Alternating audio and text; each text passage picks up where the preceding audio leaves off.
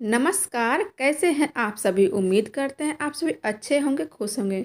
तो हमारे चैनल पे जो भी नए दोस्त हैं ना, तो चैनल को सब्सक्राइब करके ऑल बटन प्रेस ज़रूर कर लीजिएगा ताकि आप तक मेरे हर एक वीडियो का नोटिफिकेशन जाए और आप इसी तरह का प्यार हमें देते रहें।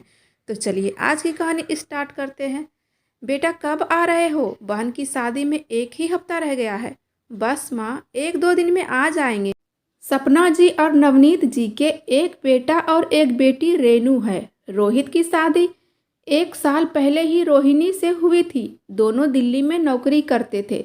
इस साल रेनू की शादी है जिसके तैयारी में नवनीत जी लगे हुए हैं। बीच बीच में रोहित भी शादी की तैयारी का जायजा लेने आ जाया करता था। इसी बीच बहू का फोन आता है, मम्मी जी आपके या नेहा के कुछ सामान लाने हो तो बता देना, मैं लेती आऊँगी। अरे नहीं बहू, बस तुम अपना सारा सामान खरीद लेना क्योंकि यहाँ तुम्हें समय नहीं मिलेगा। अरे माँ, मैं तो लहंगे और ज्वेलरी चूड़ी भी मैचिंग ले रखी हूँ। हाँ हाँ बहू, क्यों नहीं, आखिर दुल्हन की भाभी जो हो बहुत सुंदर लगोगी। सुंदर तो लगना ही चाहिए, आखिर तुम भाभी जो हो। चलो बहू, अब फ़ोन रखती हूँ। 2 दिन बाद रोहित का फ़ोन आया, पापा रोहिणी नहीं आ पाएगी, उनकी मम्मी को मेजर हार्ट अटैक आया है। उनके भैया भाभी को दूर शहर से आने में वक्त लगेगा। तब तक रोहिणी को मम्मी के पास अस्पताल में रुकना ही पड़ेगा। पापा मेरी फ़्लाइट आज शाम की ही है तो मैं बस आ रहा हूँ। ऐसा कैसे हो सकता है कि ननद की शादी में भाभी ना आए? एक ही तो बहू है हमारे, लोग क्या कहेंगे? नेहा के ससुराल वालों को क्या कहूँगा? उसकी माँ को देखने के लिए उसके भैया भाभी है ना, उसकी जिम्मेदारी है, वो देख लेंगे उन्हें। झुंझलाते हुए नवनीत जी बोले। तभी नवनीत जी के हाथ से सपना जी ने फ़ोन ले लिया। रोहित, रोहिणी को वहीं रहने दो। अभी समधन जी को अपनों की बहुत ज़रूरत है। रोहिणी वहाँ रहेगी तो उन्हें बहुत हिम्मत बनी रहेगी। अपनों का प्यार और विश्वास हो तो तबीयत भी जल्दी ठीक हो जाता है। तुम लोगों की चिंता मत करो। अगर ऐसे ही लोगों की चिंता करते रहेंगे तो अपनों का ख्याल कैसे रखेंगे? उनकी तबीयत बीमारी कैसे ठीक होगी? इसलिए तुम चिंता मत करो। रोहिणी को वहीं रहने दो। बहू को कहना सब ठीक हो जाएगा, चिंता ना करे। सपना जी के बोलने से नवनीत जी का गुस्सा और भी साथ में आसमान पे चढ़ गया। तुम्हें किसने कहा बोलने को? तुम्हें कौन जानता है यहाँ समाज में? समाज में सभी लोग हमसे सवाल करेंगे ना, उनके सवालों का जवाब तो हमें ही देना है ना। तुम्हें क्या लेना देना इससे? अच्छा जी, वाह, जवाब तुम्हें देना पड़ेगा। क्यों? बेटे बहू पे मेरा अधिकार नहीं है क्या? और मैंने क्या गलत बोला है? हर गलत बात को दोहराना क्या इस घर का रिवाज है? सपना जी का तीर निशाने पर लगा। आगे नवनीत जी की बोलती ही बंद हो गई। उनका कुछ बोलने का हिम्मत ही नहीं रह गया था। बस वो चुपचाप सिर झुकाए चल दिए क्योंकि वो जानते थे सपना किस बात का दर्द आज तक लिए बैठी है। सपना की आंखों से आंसू निकलने लगे। उसे आज भी याद है, उसकी चचेरी ननद की शादी थी। उसी दौरान उसकी मम्मी की तबीयत बहुत ही ज़्यादा खराब हो गई थी और तब उसने नवनीत जी को उनकी माँ को देख आने की बात कही थी। तो नवनीत जी ने ऐसे भड़के, वो इतना भड़के थे, सपना तुम इस घर की पहली और बड़ी बहू हो, इस समय तुम्हें यहाँ रहना चाहिए। इस समय तुम्हारी ज़रूरत है यहाँ इस घर में। वहाँ तुम्हारा भाई है ना, वो देख लेगा।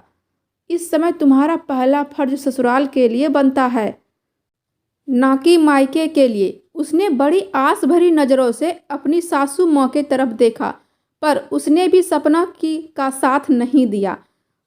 पूरी शादी में अपने आंसुओं को छुपाकर होठों पर नकली मुस्कुराहट बिखेरना कितना मुश्किल था वही जानती थी। अगले दिन उनकी मम्मी की देहांत का खबर मिला।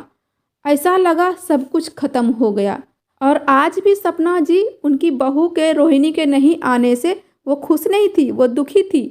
लेकिन उनका अपनी माँ के प्रति भी कुछ फर्ज बनता है जो सपना निभा रही थी। आज भी सपना जी के आंखों में आंसू थे लेकिन फिर भी वह खुश थी कि वह अपनी बहू का साथ दे पाई। उसकी बहू को वह दर्द ना देखना पड़ा जो उसने अपनी जीवन में देखा था, लेकिन अभी भी वह यह बात समझने में असमर्थ थी कि बहू हो जाने से बेटी का अपने माता पिता के प्रति फर्ज कैसे खत्म हो जाते हैं। और आज तो उनकी खुद की बेटी की शादी थी, वह भी किसी के घर की बहू बनने वाली थी। भगवान ना करे अगर उनकी बेटी के साथ ससुराल वाले भी ऐसा ही बर्ताव करते तो कैसा लगेगा उन्हें। यह सब सोच के सपना जी बहुत दुखी हो गई। अब 2 दिन बीत चुके थे। रोहिणी की माँ अब पहले से स्वस्थ महसूस करने लगी थी।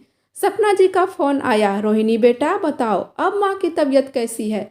माँ जी अब यहाँ सब ठीक है, पहले से माँ स्वस्थ हो चुकी हैं और मैं भी 2 दिन बाद अपने घर आ रही हूँ। बताइए वहाँ सभी लोग कैसे हैं। तुम चिंता ना करो बहू, यहाँ सभी लोग ठीक हैं, शादी भी अच्छे से हो गया, रेनू भी अपने ससुराल चली गई।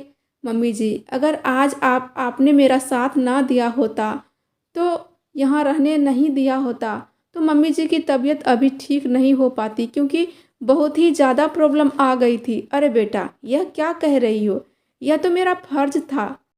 जैसे मेरे लिए मेरी बेटी रेनू है, ठीक उसी प्रकार मेरे लिए मेरी बहू है। यह कहते हुए दोनों भावुक हो उठे। तो दोस्तों आज की यह छोटी सी कहानी हमें यह सीख देती है कि जब कोई घर का सदस्य बीमार हो तो उनका पूरा पूरा साथ देना चाहिए और ख्याल रखना चाहिए, ताकि उनका स्वास्थ्य जल्दी से ठीक हो सके और ऐसे में दोनों के बीच का मान सम्मान बना रहे। 2 दिन बाद जब रजनी घर आई तो उनके ससुर जी भी काफ़ी खुश नज़र आ रहे थे और उन्हें अपनी गलती का एहसास हो चुका था, क्योंकि सास और बहू की हो रही फ़ोन पे बातें उन्होंने सुन ली थी।